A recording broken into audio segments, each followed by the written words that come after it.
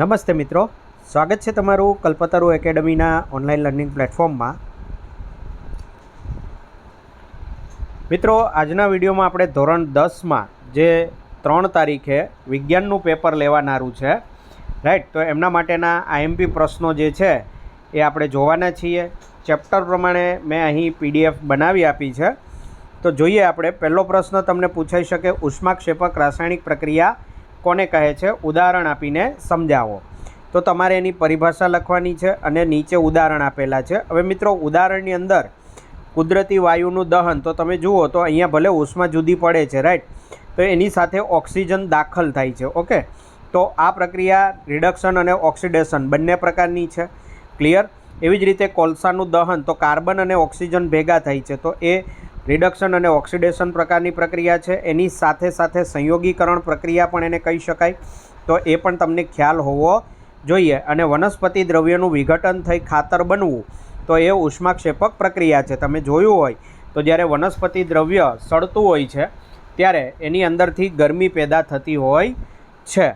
Next પ્રશ્ન છે, શ્વસન એ ઉષ્માક્ષેપક પ્રક્રિયા છે, સમજાવો, રાઈટ। તો શ્વસન એ ઉષ્માક્ષેપક પ્રક્રિયા છે, તો કેવી રીતે ખબર પડે? તો જીવન જીવવા માટે ઉર્જાની જરૂર પડે છે અને જે ખોરાક ખાઈએ છીએ તેમાંથી આ ઉર્જા મળે છે। પાચન દરમિયાન ખોરાક વધુ સરળ પદાર્થોમાં વિભાજિત થાય છે। દાખલા તરીકે ભાત, બટાકા, બ્રેડ વગેરેમાં કાર્બોદિત પદાર્થ હોય છે। કાર્બોદિત એટલે સ્ટાર્ચ, રાઈટ। તો એનું વિભાજન થઈ અને ગ્લુકોઝ ઉદ્ભવે અને આ જે ગ્લુકોઝ છે એ શરીરમાં રહેલા ઓક્સિજન સાથે જોડાઈ અને આપણને ઉર્જા પૂરી પાડે છે। તો આ જે ઉર્જા છે એ ઉર્જા એને આપણે શ્વસન તરીકે ઓળખીએ છીએ। તો આમ શ્વસન દરમિયાન ઉર્જા મુક્ત થતી હોવાને કારણે આ પ્રક્રિયાને ઉષ્માક્ષેપક પ્રક્રિયા તરીકે ઓળખવામાં આવે છે। હવે એનું જે સમીકરણ છે એ અહીંયા તમને નીચે આપેલું છે મિત્રો, રાઈટ, કે ગ્લુકોઝ અને ઓક્સિજન એની પ્રક્રિયા થાય છે। તો ગ્લુકોઝ અને ઓક્સિજનની પ્રક્રિયાને અંતે આપણને કાર્બન ડાયોક્સાઇડ, પાણી અને ઉર્જા મુક્ત થાય છે। આ જે ઉર્જા મુક્ત થાય છે એના કારણે પ્રક્રિયા ઉષ્માક્ષેપક છે। ચાલો આગળ વધીએ। ક્ષારણ વિશેની ટૂંક નોંધ છે, મોસ્ટ આઈએમપી ટોપિક છે મિત્રો, આવવાની સંભાવના ખાસ રહેલી છે, રાઈટ। તો એસિડ અને ભેજની હાજરીમાં ધાતુને કાટ લાગે છે, આ કાટ લાગવાની ક્રિયા એને ક્ષારણ તરીકે ઓળખવામાં આવે છે। કોને કોને કાટ લાગે? તો લોખંડને કાટ લાગે, ચાંદી ઉપર કાળા રંગનું સ્તર લાગી જતું હોય છે, તાંબા પિત્તળના વાસણ ઉપર લીલા રંગનો ક્ષાર બાજે છે। તો આ બધા શું છે? તો કે ક્ષારણના ઉદાહરણ છે। હવે થાય છે શું ક્ષારણને કારણે? લોખંડના ઉપરના સ્તર ઉપર લાલાશ પડતા કથ્થઈ રંગનું પાવડર જમા થાય છે, એને લોખંડનું કટાવું અથવા ક્ષારણ કહેવાય। તો ટૂંકમાં આપણે એવું કહી શકીએ કે જ્યારે ધાતુ ઉપર આસપાસના પદાર્થો જેવા કે ભેજ, એસિડ એનો હુમલો થાય, રાઈટ, તો એવા સમયે આ પ્રક્રિયા જે થઈ છે એ ક્ષયનની પ્રક્રિયા છે। ક્ષયન કહો કે ક્ષારણ કહો, બંને એક જ થશે, ક્લિયર। હવે ક્ષારણને લીધે શું થાય? તો કે કારના ભાગ, તમે મિત્રો ગાડીઓ જુઓ, રાઈટ, તો ગાડીઓના કેટલાક ભાગ હોય છે, એ ભાગ લોખંડના બનેલા હોય છે। ત્યારબાદ નદીઓ ઉપર પુલ આવેલા હોય, લોખંડની રેલિંગ, જહાજ, આ બધા એને નુકસાન થાય છે। તો આમ કાટયુક્ત લોખંડને બદલવાથી વધુ ખર્ચ પણ થતો હોય છે। ત્યારબાદ કાટ અટકાવવા માટે શું કરી શકાય? તો કાટ અટકાવવા માટે પહેલો સરળ ઉપાય છે કે એના ઉપર રંગકામ કરવું, રાઈટ। બીજો ઉપાય છે કે લોખંડ કરતાં વધારે સક્રિય ધાતુ હોય જેમ કે ઝીંક, તો એનું પડ ચડાવવામાં આવે અને પડ ચડાવવાની આ જે ક્રિયા છે એને ગેલ્વેનાઇઝેશન કહેવાય અને આવા લોખંડને ગેલ્વેનાઇઝ આયન તરીકે ઓળખવામાં આવે છે, ક્લિયર। ચાલો નેક્સ્ટ પ્રશ્ન તમને પૂછાઈ શકે, વિઘટન પ્રક્રિયા એટલે શું, ઉદાહરણ આપો। તો તમારે વિઘટન પ્રક્રિયાની વ્યાખ્યા લખવાની છે અને તેના ઉદાહરણ લખવાના છે। તો કેલ્શિયમ કાર્બોનેટને ગરમ કરવામાં આવે છે તો કેલ્શિયમ ઓક્સાઇડ અને કાર્બન ડાયોક્સાઇડ છૂટો પડે છે, રાઈટ। મિત્રો, જે સમીકરણ છે એ સમીકરણો પણ ખાસ જોઈ જવા, ખાસ કરીને જે ત્રીજા નંબરનું સમીકરણ છે એ તમારે ખાસ જોઈ જવું, કારણ કે પરીક્ષામાં ઘણી વખત તમને સમીકરણ પૂર્ણ કરો એ રીતે પૂછાય છે તો તમને માત્ર આટલો ભાગ આપી દીધો હશે, રાઈટ, તીર સુધીનો ભાગ આપેલો હશે, બાકીનું તમારે લખવાનું હોય છે। અથવા ઘણી વખત સમીકરણ આખું આપી દીધું હોય તો જે આગળના સમતોલિત કરવા માટેના આંકડાઓ છે એ આંકડાઓ તમારે લખવાના રહે, ક્લિયર। તો ખાસ સમીકરણો પણ જોઈ જવા। આગળ વધીએ। નેક્સ્ટ પ્રશ્ન છે, નીચે આપેલી પ્રક્રિયાના નામ, પ્રકારના નામ તમારે જણાવવાના છે, રાઈટ। તો શાકભાજીનું ખાતરમાં પરિવર્તન, કુદરતી વાયુનું દહન, કળી ચૂનામાં પાણી ઉમેરતા તેનું ફેરવાવું. તો શાકભાજીવાળું આપણે હમણાં જ જોઈ ગયા કે એની અંદર ઉષ્માનું ઉત્સર્જન થાય છે, એટલે પ્રક્રિયા ઉષ્માક્ષેપક છે અને શાકભાજી સડે છે. ક્લિયર? તો એના કારણે એ વિઘટન પ્રક્રિયા છે. એટલે મેં તમને પહેલા પ્રશ્નમાં જ કીધું કે એક જ પ્રક્રિયા એમાં ઘણા બધા પરિવર્તનો થતા હોય, તો એ પરિવર્તનોને આધારે પ્રક્રિયાઓના પ્રકાર તમને ખ્યાલ હોવા જોઈએ. કુદરતી વાયુનું દહન તો એ ઉષ્માક્ષેપક પ્રક્રિયા છે. કેમ? તો કે એનું દહન થશે, રાઈટ, એટલે એમાંથી ગરમી મુક્ત થાય છે. અને કળી ચૂનામાં પાણી ઉમેરી એટલે ચૂનાનું નીતર્યું પાણી બને છે, જે સંયોગીકરણ અને ઉષ્માક્ષેપક બંને પ્રકારની પ્રક્રિયાઓ છે. તો એમાં પાણી જોડાય છે, CaO એની સાથે H2O ભેગો થઈ જાય. ઓકે, એટલે CaOH ટ્વાઇસ, રાઈટ. શું બને છે મિત્રો? CaOH ટ્વાઇસ બને છે. તો આ આપણો કેલ્શિયમ હાઇડ્રોક્સાઇડ બને છે અને ચૂનાનું નીતર્યું પાણી બને છે. ઓકે, તો તમને ખ્યાલ હોવો જોઈએ કે CaOH ટ્વાઇસ એ શું છે? તો કે ફોડેલો ચૂનો છે.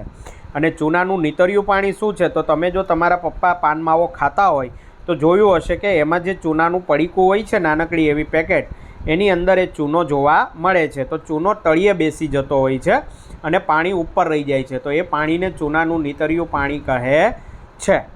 નેક્સ્ટ પ્રશ્ન છે, નીચે આપેલા પ્રક્રિયામાં ઓક્સિડેશન કરતા અને રિડક્શન કરતા પદાર્થો ઓળખો.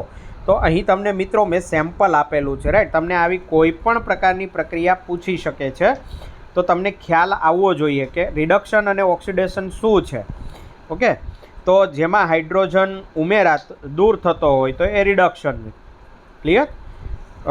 ઓક્સિજન ઉમેરાય અથવા હાઇડ્રોજન દૂર થાય તો તે ઓક્સિડેશન, અને હાઇડ્રોજન ઉમેરાય અથવા ઓક્સિજન દૂર થાય તો તે રિડક્શન છે. ક્લિયર?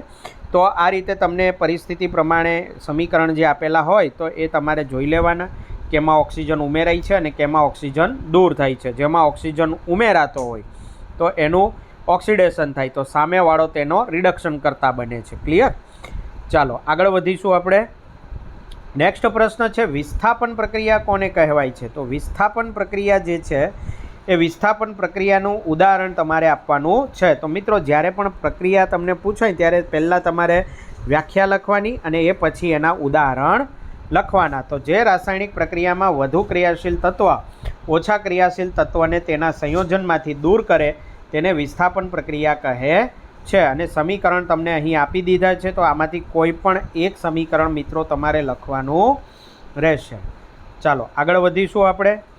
નેક્સ્ટ પ્રશ્ન છે, દૈનિક જીવનમાં પીએચનું મહત્ત્વ. દૈનિક જીવનમાં પીએચનું મહત્ત્વ શું છે મિત્રો? 5 તમને મહત્ત્વ આપેલા છે. 5માંથી તમને 2 માર્કમાં પ્રશ્ન પૂછાય તો કોઈ પણ 2 આવશે, 3 માર્કમાં પૂછાય તો કોઈ પણ 3 આવશે. ખાસ કરીને તમને સજીવના અસ્તિત્વમાં, જમીનમાં પીએચનું મહત્ત્વ અને પાચન તંત્રમાં પીએચનું મહત્ત્વ, બરાબર, આ 3માંથી આવવાની સંભાવના વધારે રહેલી છે. તો અહીં તમારે વિડીયોને પોઝ કરી અને વાંચી જવાનું છે. હું વધારે કંઈ આમાં ડિટેલમાં તમને સમજાવતો નથી, કારણ કે પાઠ તમે ઓલરેડી ભણેલા છો એટલે તમને ખ્યાલ છે જ. ક્લિયર? ખાલી તમારે એટલું યાદ રાખવાનું MCQ માટે પણ કે એસિડિક જમીન હોય તો એને તટસ્થ કરવા માટે શેનો ઉપયોગ થાય છે? તો કે લાઇમ એટલે કે ચૂનાનો ઉપયોગ થાય, બરાબર, CaO. અને બેઝિક જમીનને તટસ્થ કરવા માટે જીપ્સમ એટલે કે ચિરોડી ઉમેરવામાં આવતી હોય છે. ક્લિયર? ચાલો ધીમે ધીમે આગળ વધીશું મિત્રો, એટલે તમે વિડીયોને પોઝ કરીને જોઈ શકો. પાચન તંત્રમાં પીએચનું મહત્ત્વ મેં 2021માં પૂછાઈ ગયેલો પ્રશ્ન છે, એટલે બોર્ડના જૂના પેપરો જે છે એ પણ જો તમે જોઈ જાઓ તો તમને ઘણો બધો એનો ફાયદો થશે. ચોથો વિભાગ છે, દાંતનું સડન રોકવામાં પીએચનું મહત્ત્વ, સંભાવના બહુ ઓછી રહેલી છે, રાઈટ. તે પછી આગળ વધીએ આપણે. તો નેક્સ્ટ છે, મધમાખીના ડંખના ઉપચારમાં. ક્લિયર? મધમાખીનો જે ડંખ છે તો મધમાખીના ડંખમાં મેલેનિન નામનું તત્વ રહેલું હોય છે, એના કારણે આપણને ત્યાં સોજો આવતો હોય છે. અને ખાસ જે નીચે તમને પેરેગ્રાફમાં આપેલું છે કવચ, બરાબર, નેટલ, તો આ વસ્તુ પણ તમને ખાસ ધ્યાનમાં રાખવાની છે કે કવચ નામની જે વનસ્પતિ છે એના પાંદડા જે હોય છે, પાંદડાની સપાટી ઉપર નાના નાના ડંખ જોવા મળે છે. અને જ્યારે એ ડંખ આપણી ચામડીના સંપર્કમાં આવે તો એની અંદર રહેલો જે ફોર્મિક એસિડ છે એ ફોર્મિક એસિડ અથવા મિથેનોઇક એસિડ એ આપણી ચામડીમાં દાખલ થાય છે. તો જેમ લાલ કીડી આપણને ચટકો ભરે અને બળતરા થતી હોય છે એમાં મિથેનોઇક એસિડની પણ બળતરા થાય છે અને એનાથી સ્પર્શથી દાહક અસર આપણને જોવા મળે છે. એટલે આ ખાસ તમારે જોઈ જવાનું છે. નેક્સ્ટ છે સોડિયમ હાઇડ્રોક્સાઇડની બનાવટ. રાઈટ, તો આ પાઠની અંદર મિત્રો તમને જે બનાવટો આપી છે એ બનાવટો ખાસ જોઈ જવાની. તો સોડિયમ હાઇડ્રોક્સાઇડની બનાવટ તમને બીજો પ્રશ્ન પૂછવો હોય તો ક્લોર આલ્કલી પ્રક્રિયા. રાઈટ, ખાસ આ શબ્દ ધ્યાનમાં રાખવાનો છે. ક્લોર આલ્કલી પ્રક્રિયા સમજાવો તો પણ તમારે આ જ જવાબ એમાં લખવાનો રહેશે. અને NaOHના ઉપયોગો શું છે તો 5 ઉપયોગો તમને અહીં આપી દીધા છે, એ તમારે લખવાના છે. એની સાથે મિત્રો નાનકડો એવો એક પ્રશ્ન બીજો છે, હાઇડ્રોજન અને ક્લોરિન વાયુના ઉપયોગો. બરાબર, ઘણી વખત આપણે નાના નાના પ્રશ્નોને નજરઅંદાજ કરતા હોઈએ છીએ, પણ એને નજરઅંદાજ નહીં કરવાના, ખાસ જોઈ લેવાના. હાઇડ્રોજનના ઉપયોગ બળતણ તરીકે, વનસ્પતિ તેલના હાઇડ્રોજિનેશન માટે, જેને આપણે ડાલડા ઘી અથવા વનસ્પતિ ઘી તરીકે ઓળખીએ છીએ, તો એ વનસ્પતિ તેલનું હાઇડ્રોજિનેશન કરીને બનાવવામાં આવે છે. અને એમોનિયા વાયુની બનાવટમાં એનો ઉપયોગ થાય છે. ક્લોરિન વાયુનો ઉપયોગ ક્યાં થાય છે તો કે જળ ઉપચારમાં, જે મ્યુનિસિપાલિટીનું પાણી આવતું હોય છે તો એની અંદર નદીના પાણીમાં આ ક્લોરિન વાયુ ઉમેરવામાં આવે છે પાણીને જંતુરહિત બનાવવા માટે. PVC પોલીવિનાઇલ ક્લોરાઇડ એની બનાવટમાં, જે આપણે ગટર વગેરેની પાઇપલાઇનો હોય છે તો એ PVCની પાઇપલાઇન બનાવવા. અને CFC એટલે ક્લોરોફ્લોરોકાર્બન. રાઈટ, આ વાયુઓ ક્યાં વપરાય છે તો કે આપણે જે સ્પ્રેનો ઉપયોગ કરીએ છીએ તેની અંદર, ત્યારબાદ જે આપણું ફ્રીજ હોય છે તેની અંદર કુલન્ટ તરીકે, એસીની અંદર પણ કુલન્ટ તરીકે ઉપયોગ થાય છે. અને સૌથી મહત્ત્વનો ઉપયોગ છે ઘરમાં થતો હોય એવો બ્લીચિંગ પાવડરની બનાવટમાં. સફેદ કપડા ઉપર જે દાગ લાગી જતો હોય છે તો એ દાગને દૂર કરવા માટે આ બ્લીચિંગ પાવડર વપરાતો હોય છે, તો એની બનાવટમાં એ વપરાય છે. ત્યારબાદ હાઇડ્રોક્લોરિક એસિડ અને સોડિયમ હાઇડ્રોક્સાઇડના દ્રાવણના સંયોગીકરણથી ઉદ્ભવતા ક્ષારનું નામ, અણુસૂત્ર અને તેનો સ્વભાવ. તો આવા પ્રશ્ન જ્યારે પૂછાય ત્યારે તમારે ટૂંકમાં જ જવાબ લખવાના છે, લાંબા લચક ભાષણ કરવાના એમાં નથી. રાઈટ, હાઇડ્રોક્લોરિક એસિડ અને સોડિયમ હાઇડ્રોક્સાઇડના સંયોગીકરણથી સોડિયમ ક્લોરાઇડ બને છે. શું બને છે? સોડિયમ ક્લોરાઇડ, જેને આપણે NaCl તરીકે ઓળખીએ છીએ, એટલે કે મીઠા તરીકે એને ઓળખવામાં આવે છે. સાદી ભાષામાં આપણે શું કહીએ છીએ? એને મીઠા તરીકે ઓળખીએ છીએ, જેને ખાવામાં, રસોઈમાં વપરાય છે તે. અણુસૂત્ર છે NaCl, ઉપયોગ થશે ખોરાકમાં, અને સ્વભાવ કેવો છે? તટસ્થ છે. તમે પાણીમાં એને નાખો તો એ તમને ખારું લાગે છે, જો ખાટું લાગે તો એસિડિક હોય, તુરું લાગે તો બેઝિક હોય. રાઈટ, સ્પર્શે ચીકણું હોય તો પણ બેઝિક હોય, પણ મીઠું સ્પર્શે ચીકણું હોતું નથી. નેક્સ્ટ છે દરિયાના પાણીમાં ઓગળેલા ક્ષાર જણાવો. તો ખાસ મિત્રો ધ્યાનમાં રાખજો, આ પ્રશ્ન પૂછાવાની સંભાવના રહેલી છે, તમને MCQમાં પૂછી શકે. રાઈટ, કે દરિયાના પાણીમાં નીચે પૈકી કયો ક્ષાર ઓગળેલો હોતો નથી? તો 3 ઓગળેલા હોય, 1 ના હોય, તો કયો ન હોય? તો એ તમારે આ નામ તમારે ખાસ ધ્યાન રાખવાના. સોડિયમ ક્લોરાઇડ એટલે મીઠું, KCl એટલે potassium chloride, NaBr sodium bromide, KBr potassium bromide, MgBr2 magnesium bromide અને NiO3 સોડિયમ આયોડેટ. આટલા ઓગળેલા હોય છે. નેક્સ્ટ પ્રશ્ન છે ખનિજ ક્ષાર એટલે કે રોક સોલ્ટ કોને કહેવાય છે? તો દરિયામાં ઓગળેલા દ્રાવ્ય ક્ષારોને ઘન ક્ષારમાં નિક્ષેપિત કરતાં મોટા સ્ફટિકો અશુદ્ધિઓને કારણે કથ્થઈ રંગના બને છે. જે આ બ્રોમિનવાળા 3 છે અને આયોડિનવાળા. રાઈટ, તો આના કારણે એ કથ્થઈ રંગના જોવા મળે, તો તેને ખનિજ ક્ષાર અથવા તો રોક સોલ્ટ તરીકે ઓળખવામાં આવે છે. ત્યાર પછી મિત્રો બેકિંગ સોડાના ઉપયોગ છે, ખાવાના સોડાના ઉપયોગ, તો એ ખાસ જોઈ જવા. બરાબર, આવવાની સંભાવના રહેલી છે. નેક્સ્ટ પ્રશ્ન છે ધોવાનો સોડા, તેની બનાવટ. તો સમીકરણ તમારે ખાસ ધ્યાનમાં રાખવાના છે. 2 સમીકરણો દ્વારા ધોવાનો સોડા બને છે, તેના ઉપયોગો પણ જોઈ જવા. એ પછી નેક્સ્ટ પ્રશ્ન છે આયનીય સંયોજનોના સામાન્ય ગુણધર્મ. મોસ્ટ IMP પ્રશ્ન છે મિત્રો, કારણ કે અહીંયા તમને ધાતુ અને અધાતુના ગુણધર્મો પૂછાય, પણ એ 8મા 9મા ધોરણમાં તમે ભણી ગયા છો, એટલે કંઈ એટલું બધું મહત્ત્વ નથી ધરાવતા. તો આ પાઠમાંથી મોટા પ્રશ્નમાં જે મહત્ત્વ ધરાવે છે તેવો છે આયનીય સંયોજનના સામાન્ય ગુણધર્મ. 3 માર્ક્સ અને 4 માર્ક્સમાં એ આવી શકે. રાઈટ, તો પહેલો ગુણધર્મ છે ભૌતિક સ્વભાવ. તો કે ધન અને ઋણ આયન વચ્ચે પ્રબળ આકર્ષણ બળ હોવાને કારણે એ થોડાક સખત અને ઘન સ્વરૂપ ધરાવે છે, પણ સામાન્ય રીતે બરડ છે. રાઈટ, જેમ કે મીઠાનો ટુકડો હોય તો એના ઉપર તમે થોડું દબાણ આપો તો એ ટુકડો તૂટી જતો હોય છે. ત્યારબાદ ગલનબિંદુ અને ઉત્કલન બિંદુ. તો ગલનબિંદુ, ઉત્કલન બિંદુ ઊંચા હોય છે. કોષ્ટકની અંદર તમને એના મૂલ્યો આપેલા છે, તો તમારે મૂલ્યો ધ્યાનમાં નથી લેવાના, ખાલી જાણકારી ખાતર છે, એટલે કોષ્ટક યાદ રાખવો જરૂરી નથી. નેક્સ્ટ છે દ્રાવ્યતા, એટલે જેમ પાણીમાં પદાર્થો ઓગળે તેમ, રાઈટ. તો સામાન્ય રીતે બધા આયનિક સંયોજનો જે છે એ પાણીમાં દ્રાવ્ય છે, પણ પેટ્રોલ, કેરોસીન જેવા દ્રાવકોમાં અદ્રાવ્ય છે. એટલે મીઠું તમે પાણીમાં નાખો તો ઓગળી જશે, પણ રસોઈમાં જે તેલ વપરાય છે તેલની અંદર તમે મીઠું નાખશો તો એ એટલું ઝડપથી ઓગળતું નથી. નેક્સ્ટ ગુણધર્મ છે વિદ્યુતનું વહન. તો આયનીય સંયોજનોમાં જે વીજભારિત કણો રહેલા છે પ્લસ અને માઇનસ, રાઈટ, તો એના કારણે એ આયનો જે છે એ વિદ્યુતનું વહન કરતા હોય છે. એટલે એની ગતિશીલતાનું કારણ શું છે? વિદ્યુતની વહનની ગતિશીલતા કોને કારણે છે? તો વીજભારિત કણોની ગતિશીલતાના કારણે વિદ્યુતનું વહન થતું હોય છે. જો ઘન અવસ્થામાં એ સંયોજનો હશે તો એમાં સ્થાનાંતર નથી થતું. તમે ઘન અવસ્થામાં મીઠું હોય એમાં જો ખુલ્લા વાયર છોડી દો, રાઈટ, તો બલ્બ સળગતો નથી. પીગળેલી અવસ્થામાં પણ વિદ્યુતનું વહન કરશે અને પાણીમાં ઓગાળેલી અવસ્થામાં પણ એ વહન કરશે. નેક્સ્ટ છે મિત્રો ક્ષારણનો અટકાવ. પહેલા પાઠમાં પણ આ પ્રશ્ન હતો, રાઈટ, અને અહીંયા પણ છે. એટલે ક્ષારણવાળો ટોપિક આવવાની સંભાવના ખાસ રહેલી છે. કેવી રીતે અટકાવી શકાય, રાઈટ? ત્યાં પ્રશ્ન એવો હતો ક્ષારણ એટલે શું, તો હવે ક્ષારણને અટકાવી કેવી રીતે શકાય, તો અહીંયા તમને એના મુદ્દાઓ આપી દીધા છે. રંગ કરી, તેલ લગાવી, ગ્રીસ લગાવી, ગેલ્વેનાઇઝ કરી, ક્રોમ પ્લેટિંગ, જે તમે ચમકતા સાયકલના ને એના પાર્ટ્સ જુઓ છો, રાઈટ, તો એ બધા ક્રોમ પ્લેટિંગ કરેલા છે. એનોડીકરણ દ્વારા મિશ્ર ધાતુ બનાવીને, ઓકે, આ રીતે લોખંડનું ક્ષારણ અટકાવી શકાય. આ ઉપરાંત ગેલ્વેનાઇઝેશન પદ્ધતિ દ્વારા પણ લોખંડનું ક્ષારણ અટકાવી શકાય છે. ત્યારબાદ મોસ્ટ આઈએમપી પ્રશ્ન છે મિશ્ર ધાતુ એટલે શું, મિશ્ર ધાતુના ગુણધર્મો, મિશ્ર ધાતુના ઉદાહરણ અને એમાં કેવી રીતે બને અને કયા પ્રમાણમાં એ જોડાયેલી હોય તે. ઓકે, તો તમારે આ બધું એમાં લખવાનું છે મિત્રો. સૌથી વધારે ખાસ તમારે નીચે અહીં જે ઉદાહરણો આપેલા છે ઉદાહરણો તમારે ખાસ જોવાના છે, રાઈટ. કે પિત્તળ એટલે કે બ્રાસ, તો એ શેમાંથી બને? તાંબુ અને ઝીંકની મિશ્ર ધાતુ. 9મા ધોરણમાં તમે શીખી ગયા કે 70% શું હોય છે? તાંબુ હોય છે અને 30% ઝીંક હોય છે. એવી જ રીતે બ્રોન્ઝ, બ્રોન્ઝ કહો કે કાંસુ કહો, રાઈટ, કાંસુ, અથવા તમે નામ સાંભળ્યું હોય તો કાંસ્ય પદક, okay, gold medal, silver medal અને બ્રોન્ઝ મેડલ. તો એ જે બ્રોન્ઝ મેડલ છે એને જ કાંસ્ય પદક તરીકે ઓળખાય. તો એ બનાવવા માટે તાંબુ અને ટીન, એસેન એટલે કે સ્ટીબનસ, એની એ મિશ્ર ધાતુ છે. તો બ્રોન્ઝ એ વિદ્યુતનું સારું વાહક નથી, પરંતુ તાંબુ એ વિદ્યુતનું સારું વાહક હોવાથી વિદ્યુતીય પરિપથ બનાવવા માટે એનો ઉપયોગ થાય છે. ઓકે, માત્ર તાંબાનો ઉપયોગ પણ થાય છે અને બ્રોન્ઝનો ઉપયોગ પણ થતો હોય છે. આ ઉપરાંત સોલ્ડર કઈ રીતે બને?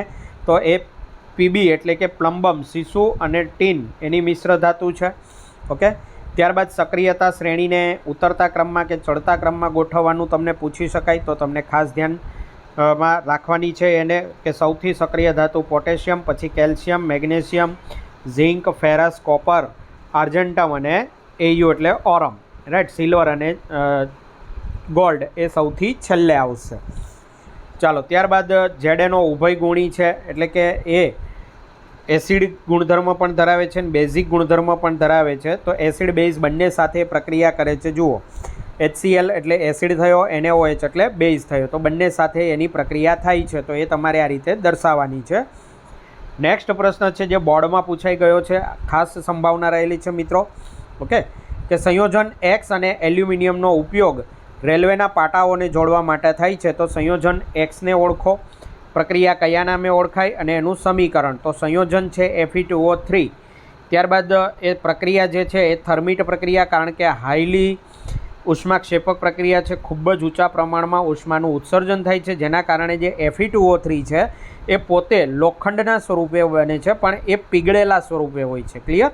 અને પછી એ જે પાટા વચ્ચે તિરાડ રહી ગઈ હોય છે એ તિરાડમાં ભરાઈ જતું હોય છે અને એનું વેલ્ડિંગ થઈ જતું હોય છે. તો નોર્મલ વેલ્ડિંગ જે આપણે કરીએ છીએ એ પ્રકારે અહીંયા વેલ્ડિંગ કરી શકાતું નથી. એનું સમીકરણ છે Fe2O3 + 2Al એટલે કે એલ્યુમિનિયમ. બંને વચ્ચે ઊંચા તાપમાને પ્રક્રિયા થઈ અને Fe લોખંડ છૂટું પડે છે, જે અહીંયા સમીકરણ પૂરતું સોલિડ છે, પણ તત્ક્ષણ જ્યારે ઉષ્મા મુક્ત થતી હોય ત્યારે લિક્વિડ સ્વરૂપે હોય છે અને પછી તરત જ એ ઠંડુ પડી જતાં સોલિડ બની જતું હોય છે. નેક્સ્ટ છે મેગ્નેશિયમની પટ્ટીને સલ્ફરના પાવડરને સળગાવતા મળતી નીપજ કયો ધૂળ ગુણધર્મ દર્શાવે? તો મેગ્નેશિયમની પટ્ટીને સળગાવો તો મેગ્નેશિયમ ઓક્સાઇડ બને અને સલ્ફરને સળગાવો તો સલ્ફર ડાયોક્સાઇડ બને. બંનેના ગુણધર્મ જે છે એ અલગ અલગ છે, રાઈટ. મેગ્નેશિયમ ધાતુ છે તો ધાતુનો ઓક્સાઇડ બેઝિક હોય, સલ્ફર અધાતુ છે તો સલ્ફરનો ઓક્સાઇડ એસિડિક હોય છે. ક્લિયર? તો આ બાબત તમારે ખાસ ધ્યાનમાં રાખવાની છે. ત્યાર પછી ઇનટેક્સ્ટ પ્રશ્નો એટલે તમારા પાઠ્યપુસ્તકની અંદર જે બ્લુ અક્ષરે પ્રશ્નો આપેલા છે પાઠમાં વચ્ચે એ પ્રશ્નો, તો એ પણ ખાસ તમારે જુઓ. 5 મે 2021ના પેપરમાં પૂછાઈ ગયેલા. તો ઓરડાના તાપમાને પ્રવાહી હોય એવી ધાતુ તો કે મર્ક્યુરી અથવા પારો, છરી વડે આસાનીથી કાપી શકાતી હોય તેવી તો કે સોડિયમ અને પોટેશિયમ, ઉષ્માની ઉત્તમ વાહક હોય તેવી સિલ્વર અને કોપર, ઉષ્માની મંદ વાહક હોય તેવી લેડ અને મર્ક્યુરી. ક્લિયર? તો આ તમારે ખાસ ધ્યાનમાં રાખવાના. નેક્સ્ટ પ્રશ્ન છે મેગ્નેશિયમ, એલ્યુમિનિયમ, ઝીંક અને લોખંડની મંદ સલ્ફ્યુરિક એસિડ સાથેની પ્રક્રિયાના સમતોલિત સમીકરણો. વિડીયો પોઝ કરીને મિત્રો તમારે જોઈ લેવાના છે. 4 સમીકરણો છે, મોસ્ટ આઈએમપી છે, 4માંથી કોઈ પણ 2 તમને પૂછી શકાય છે. ત્યાર પછીનો પ્રશ્ન છે કઈ ધાતુ નાઇટ્રિક એસિડ સાથે હાઇડ્રોજન વાયુ મુક્ત કરતી નથી? નોર્મલી તમે એવું ભણ્યા કે ધાતુ જ્યારે એસિડ સાથે પ્રક્રિયા કરે તો હાઇડ્રોજન વાયુ મુક્ત કરતી હોય છે, પણ અહીંયા એલ્યુમિનિયમ અને ક્રોમિયમ 2 ધાતુઓ એવી છે કે નાઇટ્રિક એસિડ સાથે હાઇડ્રોજન વાયુ મુક્ત કરતી નથી, કારણ કે નાઇટ્રિક એસિડ એ પ્રબળ ઓક્સિડેશન કરતા છે. આથી હાઇડ્રોજન વાયુનું પાણીમાં ઓક્સિડેશન એટલે હાઇડ્રોજન છૂટો પડશે પણ ઓન ધ સ્પોટ ઓક્સિજન સાથે જોડાય અને પાણી બની જાય છે. એવી જ રીતે નાઇટ્રોજનના ઓક્સાઇડમાં પણ એ રિડક્શન પામે છે. નેક્સ્ટ છે મંદ નાઇટ્રિક એસિડ સાથે કઈ ધાતુઓ હાઇડ્રોજન વાયુ મુક્ત કરશે? તો ઉપર પ્રશ્ન જોયો એમાં કઈ ધાતુ મુક્ત કરતી નથી. હવે મુક્ત કરશે તો મેગ્નેશિયમ અને મેંગેનીઝ એ મુક્ત કરે છે. ત્યાર પછી મિત્રો પ્રકાશવાળો જે આપણો પાઠ છે એની અંદર અંતર્ગોળ અરીસો અને બહિર્ગોળ અરીસાની સામે જે આપણી વસ્તુઓને મૂકવાથી મળતા પ્રતિબિંબ છે, બરાબર, તો એ ખાસ 6 આકૃતિઓ આપણી અંતર્ગોળ અરીસાની, 2 આકૃતિઓ બહિર્ગોળ અરીસાની ખાસ તમારે જોઈ જવાની છે મિત્રો. વિડીયોને પોઝ કરીને જોઈ લેજો. પ્રતિબિંબનું સ્થાન, પ્રકાર, પરિમાણ, વસ્તુનું સ્થાન આ બધું જ તમારે એમાં લખવાનું રહેશે અને આકૃતિ પણ દોરવાની રહેશે. ઓકે, તો વિડીયોને તમારે પોઝ કરતો જવાનો છે અને જોતી જવાની છે મિત્રો. PDF તમારે જોઈતી હોય તો આપણી એપ્લિકેશનની લિંક નીચે ડિસ્ક્રિપ્શન બોક્સમાં આપી છે, ત્યાં જઈને તમે PDFને એપ્લિકેશનમાંથી ફ્રી ઓફ કોસ્ટ ડાઉનલોડ કરી શકો છો. બહિર્ગોળ અરીસા સામે જે વસ્તુઓને મૂકવાથી મળતા પ્રતિબિંબ છે એ પણ તમારે ખાસ જોઈ જવાના છે. બહિર્ગોળ અરીસા સામે માત્ર 2 જ જગ્યાએ વસ્તુ આવશે. એક છે અનંત અંતરે, રાઈટ, અને બીજું છે અનંત અંતર અને ધ્રુવ પીની વચ્ચે. તો આ પણ તમારે ખાસ જોઈ જવાની છે. આગળ વધીએ ત્યારબાદ બહિર્ગોળ અરીસાના ઉપયોગો છે, બરાબર. તો અંતર્ગોળ અને બહિર્ગોળ બંને અરીસાઓના ઉપયોગ જે છે એ પણ ખાસ કરી જવાના. 2માંથી એક તમને આ પરીક્ષામાં પૂછાઈને પૂછાય જ છે. ક્લિયર? જૂના તમે નવનીતના પેપરો, જો તમારી શાળામાં SVSનું પેપર આવતું હોય તો ત્યાંથી તમને તમારા જૂના વિદ્યાર્થી મિત્રો જે હોય એમની પાસેથી મળી જતા હોય છે, તો એની અંદર પણ તમને ખ્યાલ આવશે. ત્યારબાદ વાહનમાં સાઈડ મિરર તરીકે આપણે બહિર્ગોળ અરીસાને કેમ પસંદ કરીએ છીએ તો એનો જવાબ પણ અહીં આપી દીધો છે મિત્રો. એમાં સમજાવવા પણ કંઈ છે નહીં, તમે પાઠમાં એ ભણી જ ગયા છો, રાઈટ. કેમ કે વધારે આપણે સમય નથી લેવો. 43 પેજની હજી છે અને આપણે 23 પર જ પહોંચ્યા છીએ. અંતર્ગોળ અરીસાના ઉપયોગો, તો એ ઉપયોગો પણ ખાસ તમારે અહીંથી વાંચી જવાના છે. ઓકે, હું વિડીયો થોડો ફટાફટ જવા દઈશ, તમારે વિડીયોને પોઝ કરી લેવાનો છે. ઓકે, પરાવર્તનના નિયમો. હવે મિત્રો આ પાઠમાં 2 નિયમો છે, પરાવર્તનના નિયમો અને વક્રીભવનના નિયમો. બંને નિયમો પૂછાઈ ગયા છે. જુઓ, માર્ચ 2022માં પરાવર્તનના નિયમો પૂછાયા છે અને વક્રીભવનના નિયમો 2 વખત, ઓગસ્ટ 2020 અને મે 2021. ઓકે, તો બંનેમાંથી કોઈ એક નિયમો આવવાની સંભાવના ખાસ રહેલી છે. જો તમે પૂછાવાની ફ્રિકવન્સી જુઓ તો ઓગસ્ટ અને મે 2021માં આ પૂછાઈ ગયું છે, એટલે આની સંભાવના થોડી વધારે રહેલી છે. ત્યારબાદ નિયમો ખાસ તમારે જોઈ જવાના. એ પછી લઘુ દ્રષ્ટિની ખામી અને ગુરુ દ્રષ્ટિની ખામી, રાઈટ. સીધો પ્રશ્ન કદાચ તમને પૂછી નાખે, અથવા મે 2021ના પેપરની અંદર કે છોકરો છેલ્લી બેન્ચ પર બેસે છે અને બોર્ડ ઉપરનું લખાણ એને જોવા દેખાતું નથી, તો કઈ ખામી હોઈ શકે અને એનું નિવારણ. ઓકે, તો તેમાં લઘુ દ્રષ્ટિની ખામી આવે અને એનું નિવારણ, તો આ તમારે બધું લખવાનું રહેશે. એવી જ રીતે ગુરુ દ્રષ્ટિની ખામી. ક્લિયર? તો મોટી ઉંમરના વ્યક્તિનું આમાં તમને ઉદાહરણ આપે. ઓકે, કે કોઈ છોકરાનું નામ કે છોકરીનું નામ આપી અને તેના દાદા કે દાદી, તો તમારે તે સમજી જવાનું કે એની ઉંમર મોટી છે એટલે એને નજીકનું દેખાશે નહીં. ક્લિયર? તો આ રીતે બેમાંથી એક તમને આવશે ને આવશે જ. ચાલો આગળ વધીએ. તારાઓનું ટમટમવું મોસ્ટ આઈએમપી છે. તારાઓનું ટમટમવું અને મેઘધનુષ્યની રચના થવી. ઓકે, બેમાંથી એક આવે ને આવે જ. તો એ 4 માર્ક્સમાં કે 3 માર્ક્સમાં પૂછાતા પ્રશ્નો છે, એટલે ખાસ તમારે તૈયાર કરી જવા. વધારે સમય આપણે આમાં નહીં બગાડીએ મિત્રો.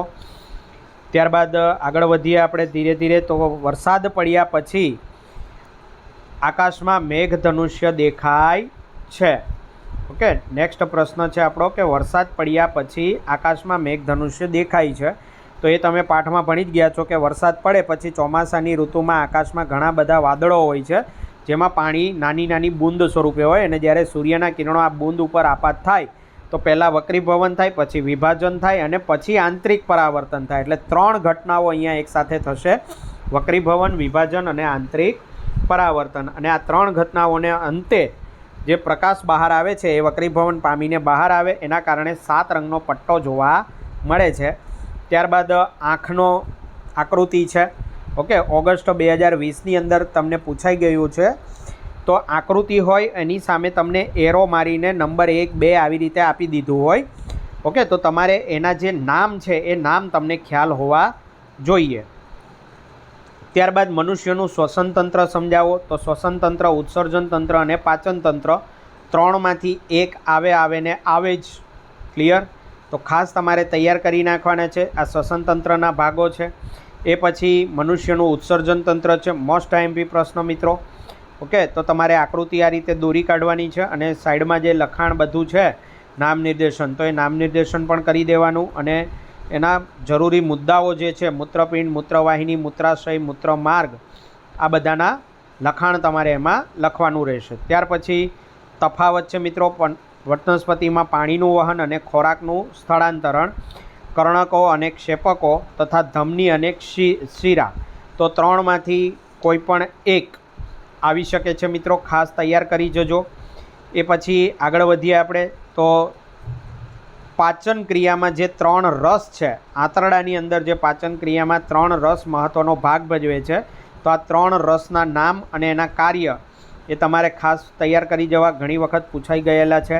ઓકે, તૈલોદીકરણ પ્રક્રિયા શું છે એ પણ તમને પૂછી શકાય છે, તો એ પણ ખાસ તમારે ધ્યાનમાં રાખવાનું છે. આગળ વધીએ આપણે. તો વનસ્પતિ અંતઃસ્ત્રાવો મોસ્ટ આઈએમપી પ્રશ્ન. 3 અંતઃસ્ત્રાવો વૃદ્ધિ પ્રેરક. ઓકે, ઓક્સિન, જિબ્રેલિન અને સાઇટોકાઇનિન. અને 2 અંતઃસ્ત્રાવો વૃદ્ધિ અવરોધક છે, એબ્સિસિક એસિડ અને ઇથિલિન. ઓકે, તમારા પાઠ્યપુસ્તકમાં મિત્રો ઇથિલિન આપેલો નથી. તો ઇથિલિનનું કાર્ય શું છે? ઇથિલિન જે છે એ ફળોનું પરિપક્વન કરે છે. શું કરે છે? ફળોનું પરિપક્વન. ખાસ ધ્યાનમાં તમારે એટલું રાખવાનું કે કોઈ પણ કાચું ફળ હોય એને જો ઇથિલિન વાયુના સંપર્કમાં લાવવામાં આવે તો એ ફળ પાકી જતું હોય છે. અને નોર્મલી તમે ઉનાળામાં કેરીનો દાબો જ્યારે નાખતા હોઈએ છીએ ત્યારે તમે નામ સાંભળ્યું હશે કાર્બાઇડ પાવડર અથવા કાર્બન પાવડર. બરાબર? તો આ જે કાર્બાઇડ અથવા કાર્બન પાવડર છે એમાંથી આ ઇથિલિન વાયુ જ મુક્ત થતો હોય છે. નેક્સ્ટ છે કે વનસ્પતિની અંદર જે આવર્તન જોવા મળે છે એ આવર્તનના પ્રકાર. તો જુઓ, માર્ચ 22માં 2 આવર્તન પૂછાઈ ગયા. ઓકે, તો કુલ 5 આવર્તન જોવા મળે છે. આ 5 આવર્તનમાંથી કોઈ પણ 2 તમને પૂછી શકાય છે. તો તમારે ખાસ તૈયાર કરી જવા મિત્રો. નામ પ્રમાણે જેની વ્યાખ્યાઓ છે: સ્પર્શાનું વર્તન તો સ્પર્શથી થતું હોય, રસાયણનું વર્તન તો કે રસાયણથી થતું હોય, જલાનું વર્તન તો જલ એટલે કે પાણીથી થતું હોય. ક્લિયર? નેક્સ્ટ પ્રશ્ન છે મે 2021નો મોસ્ટ આઈએમપી પ્રશ્ન. લડવાની કે દોડવાની ક્રિયાની સ્થિતિમાં કયો અંતઃસ્ત્રાવ સ્ત્રવે છે? ઓકે, હવે આ પ્રશ્ન મોસ્ટ આઈએમપી એટલા માટે કે નિયંત્રણ અને સંકલનવાળા પાઠમાં જે અંતઃસ્ત્રાવો છે એમાં એડ્રીનાલિન વિશે વધારે ડિટેલમાં આપેલું છે. બાકીના અંતઃસ્ત્રાવો વિશે એટલી બધી ડિટેલમાં માહિતી છે નહીં. ઓકે, એટલે આનો જવાબ તમારે આટલો આપેલો છે એ લખી નાખવાનો રહે. તે પછી તફાવત આપેલા છે, તો તફાવત પણ તમારે 3માંથી કોઈ પણ 1 અથવા 2 પણ આવી શકે. તમારા નસીબ ઉપર આધાર છે મિત્રો. એટલું છે કે પેપર અઘરું નહીં હોય. ક્લિયર? જો તમારી તૈયારી વ્યવસ્થિત હશે તો પેપર તમને અઘરું લાગશે નહીં. નેક્સ્ટ છે અંતિમ પાઠમાંથી ઉત્પાદકો, ઉપભોગીઓ અને વિઘટકો. ઓકે, એના વિશે તમારે ડિટેલ. ઓકે, તો ઉત્પાદકો એનું બીજું નામ છે સ્વયંપોષી સજીવો. ઉપભોગીઓ જે છે એ ઉપભોગીઓ શું કરે છે તો કે વનસ્પતિઓ દ્વારા જે ઉત્પાદન થાય છે ખોરાકનું ઉત્પાદન એનો એ ઉપયોગ કરે છે, રાઈટ. તો એના ઉપર એ જીવતા હોય છે પ્રત્યક્ષ કે પરોક્ષ રીતે. એના 3 ભાગ પાડીએ છીએ: તૃણાહારી, માંસાહારી, સર્વાહારી. માંસાહારીમાં 2 ભાગ છે: દ્વિતીય કક્ષાના, તૃતીય કક્ષાના, રાઈટ. અને ઉપભોગી સજીવોમાં ચોથા આવે છે પરોપજીવીઓ. ત્યારબાદ ત્રીજા પ્રકાર છે વિઘટકો, કે જે મૃત્યુ પામ્યા પછી અથવા વનસ્પતિ કે એનો નાશ થાય એ પછી એનું સરળ સ્વરૂપની અંદર રૂપાંતરણ કરે છે. ત્યારબાદ મોસ્ટ આઈએમપી પ્રશ્ન છે આહાર શૃંખલા અને આહાર જાળ. ઓકે, તો આહાર શૃંખલા જે છે એ એટલું બધું કંઈ તમને પૂછવાની સંભાવના ઓછી છે, પણ આહાર જાળ એ આવી શકે છે. તો તમારે આ રીતે આહાર જાળ વિશે માહિતી લખવાની છે. આકૃતિ જે છે એ મિત્રો તમારે આકૃતિ નથી દોરવાની, એના બદલે તમને નામ લખી અને એરો તમારે દર્શાવી દેવાના છે. બધા એરો તમે દર્શાવો એવું જરૂરી નથી. ઓકે, ચાલો. ત્યાર પછી નીચે તમને આપેલું છે જૈવિક વિશાલન. તો મોસ્ટ આઈએમપી પ્રશ્ન છે એ પણ જૈવિક વિશાલન એટલે શું સમજાવો. ઓકે, તો એ તમારે અહીંયા આપી દીધું છે કે આહાર શૃંખલાની અંદર કોઈ બિનજરૂરી ઘટકો પ્રવેશ પામતા હોય છે તો એ ક્રમશઃ ઉપલા પોષક સ્તરમાં વહન પામે અને દરેક સ્તરે એની સાંદ્રતામાં વધારો થતો જાય. તો જેમ જેમ ઉપર પહોંચે એમ સાંદ્રતા વધતી જાય. તો આહાર શૃંખલામાં સૌથી ઉપર જે સજીવો હશે એની અંદર આવા ઘટકોનું પ્રમાણ વધારે જોવા મળે, તો તેને જૈવિક વિશાલન તરીકે ઓળખાય. ત્યાર પછીનો પ્રશ્ન છે નકામા કચરાના પ્રકાર વર્ણવો. તો ઘન કચરો, પ્રવાહી કચરો, ત્યાર પછી જૈવ વિઘટનીય કચરો, જૈવ અવિઘટનીય કચરો. આ કચરાઓને કારણે કઈ પરિસ્થિતિઓ ઉત્પન્ન થાય, રાઈટ. તો એ પણ તમને ખાસ ખ્યાલ હોવો જોઈએ કે જૈવ અવિઘટનીય કચરાને કારણે કેવી પરિસ્થિતિનું નિર્માણ થતું હોય છે અથવા પર્યાવરણ ઉપર એની શું અસર જોવા મળે. તો આ બધો તમને ખ્યાલ હોવો જોઈએ. તો મિત્રો, આ હતો આપણો ધોરણ 10 વિજ્ઞાનના મોસ્ટ આઈએમપી પ્રશ્નો. PDF તમારે જોઈતી હોય તો લિંક નીચે ડિસ્ક્રિપ્શન બોક્સમાં આપેલી છે, ત્યાંથી તમે એ એપ્લિકેશનને ડાઉનલોડ કરી એમાંથી ફ્રી ઓફ કોસ્ટ એ તમે પ્રાપ્ત કરી શકો છો. તો મળીએ મિત્રો નેક્સ્ટ વિડીયોમાં. આ વિડીયોના સોલ્યુશનની સાથે આપણે પેપરના સોલ્યુશનની ડિસ્કસ કરીશું અને નેક્સ્ટ જે તમારું પેપર છે એના પણ વિડીયો તમને આપણી ચેનલ ઉપર IMPના મળી જશે. પેપર પૂરું થયેથી તમે કેટલા માર્ક્સનું તમારા પેપરમાં પૂછાયું એ નીચે કમેન્ટ કરવાનું ચૂકતા નહીં અને ચેનલને સબસ્ક્રાઈબ કરવાનું ભૂલતા નહીં. તો મળીએ મિત્રો નેક્સ્ટ વિડીયોમાં. Till then, good bye and happy learning.